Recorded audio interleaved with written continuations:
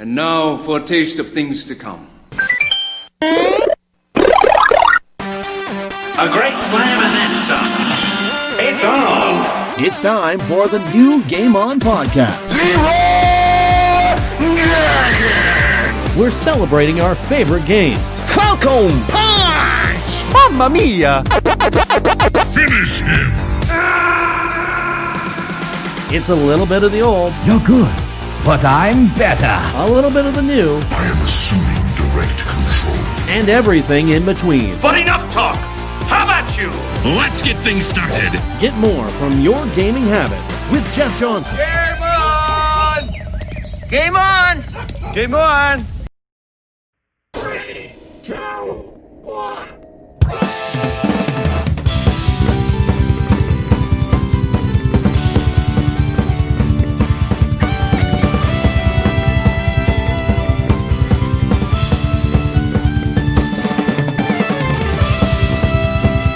And it's another episode of the new GameOn podcast. I am Jeff Johnson. I think you can hear me right now. I hope you can hear me right now anyway, but why don't we start turning down that music a little bit? Just bring it down to a nice low pace. In fact, just get rid of it entirely. I am Jeff Johnson. This is our latest episode of the podcast. And truth be told, I haven't played much games over the past week. Just being honest here. Even though Doom Eternal came to Game Pass last week, I just haven't had time to play it. In fact, there's a lot of games that came to Game Pass last week, and I really didn't get a chance to play any of them. Night in the Woods also came to Game Pass, and that's a game I would like to give a try because it looks really interesting, and I've heard a lot of good things about it, aside for the development of it, but I've heard a lot of good things about that game specifically. And I'm definitely looking to give that one a go. And especially Doom Eternal. I want to play that game a lot, but I just have not had time to really play games. This past week largely has been focused more on letting my kids play their games and sort of giving my support to them to sort of help them out with the games that they're playing. So in a lot of the cases, that's games like Zuma's Revenge, Mario Odyssey has been in there. I know I said last week that I just about beat the game, but it was more so just playing with the kids on their version of the game, because I know Logan's really into it, and my daughter Paige is really into it, and basically just trying to help them get through the different levels and get their not shines, the moons. I don't know why I keep confusing it for the shines from Sunshine, but moons, yes, that's exactly what it is. I'm helping them. That's where I'm at with that game. But yeah, actual game time wise, no, I didn't really get much of it. I did catch the series finale of the 100 last week. Kind of pissed me off, but we can get to that later. Right now, though, it's one of our free talk podcasts. So I'm taking questions and comments that came my way over the last week and giving you my thoughts on them. So this is any sort of comments that I've seen over the Twitterverse or on social media, Facebook, all that sort of thing. And just, I'm going to turn that into giving my thoughts on those topics, and we'll go from there. So, right off the bat, I'm going to start with this one I came across, which is really interesting. It's a thinker for sure, because, I mean, if you're a big Mortal Kombat fan, I'm pretty sure you've got many different favorite games in this series. But the question that was posed to me was, is Mortal Kombat 2 the best game in the MK series? And to me, it's one of the best. It's definitely right up there. Mortal Kombat 2... I think I put the most amount of time playing games from that series into MK2. I remember playing it in arcades. I remember playing it at friend's house, playing it at my brother's friend's house, if you could call them his friends. He really didn't like too many people. But Mortal Kombat 2, the thing I remember about that one was I can remember so many of the different finishing moves from that game, because I just sort of spent the time trying to memorize all these. Like, I still remember the one where you basically hold down the one button for like 30 seconds while playing as Shang Tsung, and basically just release it when it's finisher time to make this Kintaro fatality happen. I loved every minute of that. But honestly, if I were to look at the older Mortal Kombat games and compare them to the newer Mortal Kombat games, I think storyline-wise, the newer Mortal Kombat games have the old games beat hands down. But sheer coolness factor, sheer everything about it, Mortal Kombat 2 just had it all. Like, it was a standout game. It didn't go too complicated. It was basically Shao Kahn has emerged. You have to defeat him in a tournament in Outworld now. And yeah, sign me up. Graphics were great. Everything about it was extremely good. Loved playing as Reptile because, he was a secret character from the first game and you get to play as him here. But yeah, Mortal Kombat 2 is a fantastic game in the MK series, and I would recommend it to everybody. You know what? I'm going to actually say it. Yeah, Mortal Kombat 2 is the best game in the series. I'll tell you what's not the best game in the MK series. MK Mythology Sub-Zero. Holy cow, that's a bad game. I played it over a rental. I hated every moment of it. I for some reason, bought it many years later as part of my retro collecting phase. I mean, don't get me wrong, I still collect retro games here and there, but ever since getting emulators, I don't do that nearly as much. But MK Mythologies, I saw the opportunity to buy it and I bought it, and then immediately thought to myself, why are you buying this game you hate? And the sheer reason for it is just, I can imagine what the videos would be like for that one.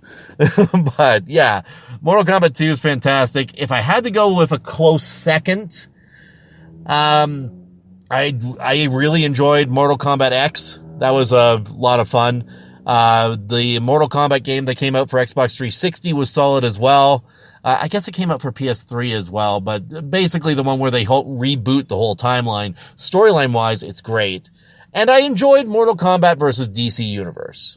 Like, I know it's not on a lot of people's favorite lists, but Mortal Kombat versus DC Universe was a pretty decent game. And I love the fact that you could play as characters like Batman and Superman in a Mortal Kombat style game. So that sort of did that for me. Let's move on to some of the other comments. Aaron Schulz, longtime friend, longtime supporter of many of my projects. He's been on past episodes of the YouTube channel as well, and on past podcasts we've done. Aaron Schulz says, can you talk about how I taped 5 PS1s together to make a PS5? Sure. Aaron Schulz taped 5 PS1s together to make a PS5, apparently. And it was glorious. And I can only assume just the funny thing is I know he has the extra systems and he probably could do that. I'm not putting it past him. The funny thing is I doubt that would come anywhere close to the computing power that a PS5 has, that we have been told it has. But yeah, okay. 5 PS1s. There's your ultimate PS5 right there. It's over 9,000. Well done. Okay. Let's move on to the next one. Thoughts on the new Minecraft DLC for Super Smash Bros. Okay, so last week I was speculating that it was either going to be Doom Guy or Ryo Hayabusa from the Ninja Gaiden games. And both of those would have been fantastic additions, and I still hope they do them in a future add-on later on. But I don't mind Steve from Minecraft being added into this. Like, the thing about it is, let's be honest here, Minecraft is one of the best-selling, hell, it is the best-selling game of all time. And probably will be for quite some time.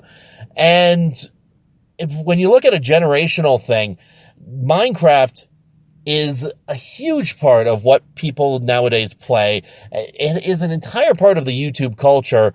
And it's even part of school systems because kids play Minecraft at schools as part of some different classes. And, there's educational builds of Minecraft. It's huge. It's on like almost every system nowadays that I can think of. If there was a game that you had to consider for a part in the Smash Brothers series, like if we're treating Smash Brothers as basically video games the game, then yeah, Steve from Minecraft and Alex from Minecraft should be there. I also like the fact that you can play as an Enderman as one of the options for characters. So to me, that's pretty wicked. But yeah, the new Minecraft DLC for Super Smash Bros. I saw the video of how the character is going to play, how you can build blocks, how you can use minecarts, how pistons are involved, like the different Minecraft levels, the fact that you actually have to mine for resources to upgrade your equipment. That's pretty sweet. Like they've been faithful to this character, and it looks good. It looks like it'll be a nice addition to the game. And it's going to change things up a little bit for the Smash Brothers game, because when you look at it, Smash Brothers, like, I don't think they've had a character like that. The closest I would think is the hero from Dragon Quest, just in how weird his sort of abilities are, and, you know, with the magic use and all that stuff. So in that regard, it's neat to see, and it's neat to have this kind of addition to the lineup. All right, that's about it. That's about all of the comments that have come in over the last week here. I do have a couple of things I want to talk about, and I know this isn't a video game, I know, but I'm going to talk about it anyway.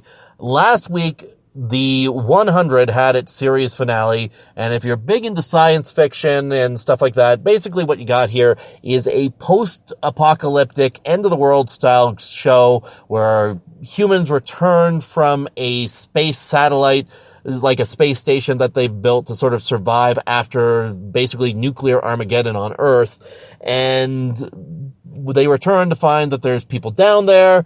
They return to find that their people are getting killed by the people down there, and this leads to war, and lots more war, and so on and so forth. And, like, it just, over the last 7 seasons, has gone crazy with some of the different storylines that have happened. Like, it went from being a battle against the Grounders to having a murderous AI involved to basically having to deal with another nuclear Armageddon to having to deal with another nuclear Armageddon to traveling to another planet to dealing with mind-swapping body takeover people to now dealing with basically cosmic godlike beings. And, like, when you think about how things have escalated in this series, it had to go the way that it did for the series finale. And this is where we get into spoiler territory, so I'll leave a little bit of an intentional gap here. And here we go. So, let's talk. Actually, you know what? I'm going to throw to a liner. And I know it's going to work this time, so I'll throw to a liner, and when we come back, we'll talk about 100 spoilers. You know what they say, when life hands you lemons. Do a barrel roll. And when you want to know about your favorite games, listen to Game On with Jeff Johnson.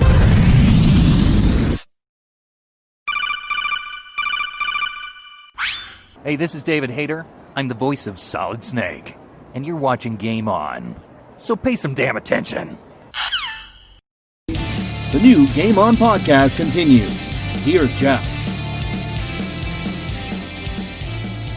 And it's the new Game On podcast. As we shift away from talking about games for a little bit, we are talking about the series finale of the 100 right now, simply because I followed the 100 for 7 years. I've watched all 100 episodes of this show. Yes, the 100 ended with its 100th episode.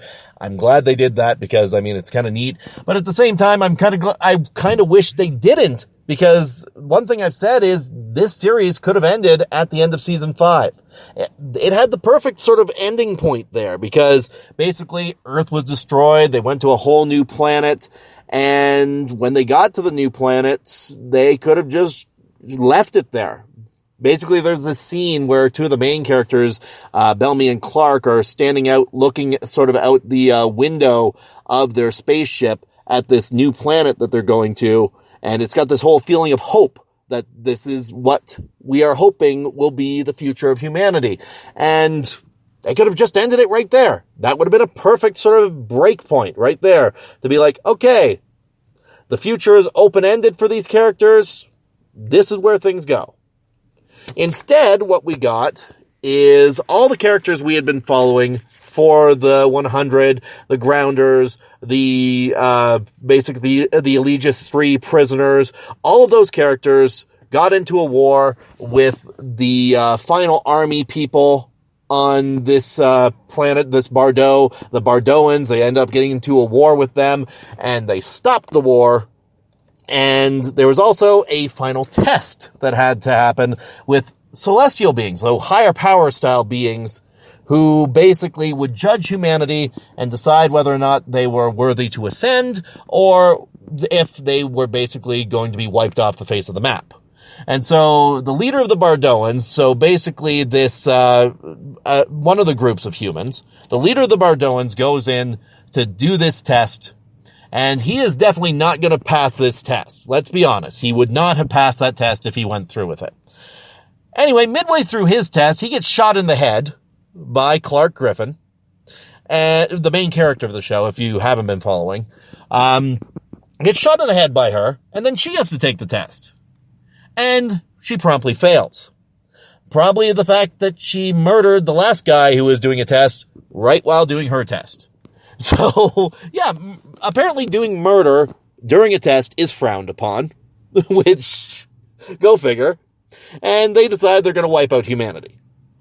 So, one of the other main characters, Raven, decides to go into the testing grounds and ask for a redo. And in asking for a redo, she ends up doing her own test, and they decide to watch this final battle between humanity. Basically, the Bardoans and the group of the 100 that we've been following for years. And so what ends up happening here is you get yourself basically a ceasefire. Everybody agrees not to fight, and they lay down their arms, and they decide they're going to live on in peace. And we don't know what happens with that, because moments after that, the higher beings are like, yeah, you humans aren't so bad, and humanity ascends. So they all become little gold balls of light and ascend to wherever this higher plane is. We don't see any of this. So I just want to stress right here, we do not see what happens in this sort of ascension, because, I mean, yes, we've got this sort of left behind sort of vibe going on here, which is kind of interesting because Clark, the main character, who has basically murdered every cast member since day one, Clark, gets left behind. And when she finds out that everybody else is gone, the higher being explains to her that, no, you have to be punished. You can't move on because you are the only person in the history of this test to murder somebody while taking the test. That's perfect. That is, like, I love the way that is taken, because when you think about it, yeah, she should be left behind. If you think about how the way that this show has gone from start to finish, every time you turn around, Clark was basically either murdering somebody or committing genocide to justify the fact that she was protecting her own, protecting her friends, protecting her people, protecting her daughter, where basically it was never a case of, sort of talking it out and solving it. No, it was just murder, murder, murder. Basically Kirby murder going on here. So, here's the thing. Apparently transcendence is a choice. And this is what was going on with the series finale of the 100. You could make the choice to transcend or not. And all of a sudden, as it turns out, Clark isn't alone anymore, because some of her buddies from the 100, so basically the initial 100 people who went back to Earth, some of her buddies from that group decide, yeah, we'll stick the rest of eternity out with Clark. Why not? So, here's the thing about this. Okay, so I did a big post about this, and yes, my whole thing is, we all knew that this show wasn't going to end well for Clark. Always making terrible decisions, always ended up in murder. We saw Bellamy, one of the main characters, just a few episodes ago, getting murdered by Clark. And so basically, her not transcending to a higher plane when everyone else does, to me, is fitting justice. In fact, it would have had this whole I have no mouth and I want to scream vibe if they had just left her alone. Like, if she had been left alone to sort of basically live the rest of her days on the planet, that would have been perfect. I would have totally dug that ending because, I mean, it just gives this whole existential dread vibe. And at the same time, it shows that actions have punishments. She'd have to live with the guilt and remorse of what she did while everybody else is transcended. That being said, when you have like 12 people decide, yeah, we can stay with Clark, I don't buy that. I just do not buy that all of her crew would ditch transcendence just to spend their remaining days with her on Earth. Especially Murphy. Like, Murphy is, without a doubt, the best character on this show, hands down. He starts as this total, I can't say the word because I'm trying to avoid swearing in these podcasts. I'm trying to avoid swearing in most things I record now, but basically he is the total jerk villain character that, you know, you have to hate him at the beginning. It's just, that's who his character is.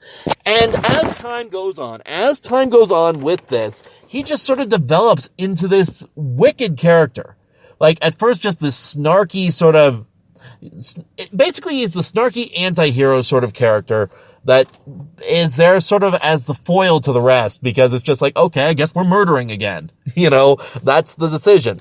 And anyway, Murphy's whole deal this past 2 seasons is he has this near-death experience at the beginning of season 6, and is then spending the next 2 seasons basically trying to find a way to avoid death, to avoid this image of hell he saw when he died.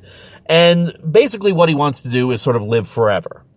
And you're telling me that these yellow glow light people come along and give him, you know, immortality, basically, with transcendence, and it's both him and his girlfriend at the time who get this transcendence, and every other human being. So basically, he'd get to live forever as this new race of people with his girlfriend forever. Yet he decides to come back to Earth to hang out with Clark, who screwed him over time and time again. Like, you're telling me he basically said, Clark's not here? Well, screw that. Let's get back to Earth. Peace out. No, this doesn't make any sense. It doesn't make any sense that that would be the choice of action that he'd make. To me, I would 100% believe he'd just say, yeah, we're staying here. We're good. And it's the same thing with a lot of the other characters. Like, I mean, if you look at Octavia, Clark killed her brother. If you look at Echo, Clark killed her husband. It just, the list goes on and on and on. Even that one guy, I'm drawing a blank on his name, but he's one of the scientists for the Bardoans, and he decides, yeah, he's coming back to Earth. Why? This is what he has been trained for his entire life, to get this transcendence to happen, to be a part of this transcendence. And he just witnessed Clark murder a room of like 25 people. And yet he decides, yeah, I'll go down and hang out with this chick. Sure, why not? It makes no sense. I mean, really, when you think about it, the fact that the choice of the 100 crew also means basically when they decided to ditch transcendence, they also will never get the opportunity to transcend again. Plus, they also lose the ability to breed because they are to be the last of humanity. So basically, while the rest of the human race lives on as this sort of spirit people or higher beings, the 100 crew is basically doomed to live the rest of their lives with no hope of a higher existence. So, like, I don't buy it. And again, I'm going to say this, to me, perfect ending here. Clark lives alone for the rest of her days after basically failing the final test, nearly dooming humanity. It's Raven's appeal that gets the rest of humanity to transcend. Clark basically should have just been left, you know? Like, this is where it should have been. Or if you wanted to take a different approach to this ending, why not have Raven's appeal basically just lead to humanity being judged again in 100 years? There's that 100 number again. So you have humanity judged again in 100 years after having time to grow and evolve as a collective people, abandoning war. And then they can say, yeah, here we go.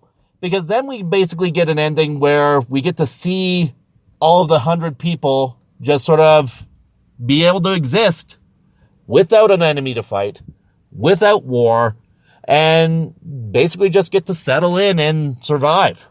That would have been a way to go with it. Or, like I said before, end it at season 5. You ended at season 5 looking on at this new planet and sort of the hopes of a new humanity being able to survive on this planet. It's a very sort of uplifting end, and it's a way they could have gone with it. But honestly, though, the 100 has never been a show that has been about, the happy ending, the good ending. Basically, this is not a show that you were going to see a good ending. And really, if this is as good as it gets for the 100 crew, that's how it is. I didn't write this thing. I highly doubt the writer crew knew what they were doing when they were writing this thing half the time. But like I said, this is where we're at. This is how the show ends, and I would call it a poor ending. I wouldn't say it's worse than the How I Met Your Mother ending, because let's face it, that was terrible. that was awful. But this definitely goes up there as one of the worst science fiction show endings I've seen in a long time. But yeah, that's kind of where I'm at with this. And yeah, like I said, I kind of wish Clark was left to die alone after a series of murder. To me, it would have just made for an extremely powerful ending. Again, along the lines of I have no mouth and I must scream. But instead, we got U2. The whole ending bit of this show has a U2 track playing over it. And it's just, okay, lay the cheese on a little bit more. Anyway, that's my thoughts on the 100 finale. I know I've sort of dived off the deep end, way out of the sort of video game territory here. But again, I've watched this show for 7 years. I have seen every 100 episode of this show, and I just feel it left a sour note. But I mean, if you're a 100 fan, let me know. Well, let me know what you thought about it. Let me know if you think that they could have done it better. If there was other ways that this show could have played out, I would love to hear it. Personally, again, Bellamy, it would have been great if he had a higher role, but wasn't meant to be. So that's where we're at. Anyway, that's all I've got for you this week's episode. I don't have too much else. I promise I'm going to do my best to play some more games over the course of this week. One of the games I'm hoping to jump back into is the Skylanders series. I know it's been a while since we've heard anything Skylanders, and I've got a whole collection of those games to play. So let's see what happens with that. I'm Jeff Johnson. This is the new GameOn podcast. Are you looking to jumpstart your game? My spoon is too big. Have you had enough of games being remade over and over again? My spoon is too big. Are you looking for an insider's view of the gaming industry? My spoon is too big. Don't you care about anything but spoons? I am a banana. Yeah. Just listen to Game On with Jeff Johnson. And you've been listening to the new Game On podcast with Jeff Johnson. You can find us on Facebook.com/GameOnGNT, YouTube.com/GameOnGNT, and of course, don't forget JJPlaysEverything.blogspot.com, or is it WordPress.com? I can't remember which. You can find us all of those places, and of course, be sure to check us out on Twitter, where I post random pictures every now and then. I'm Jeff Johnson. Check out.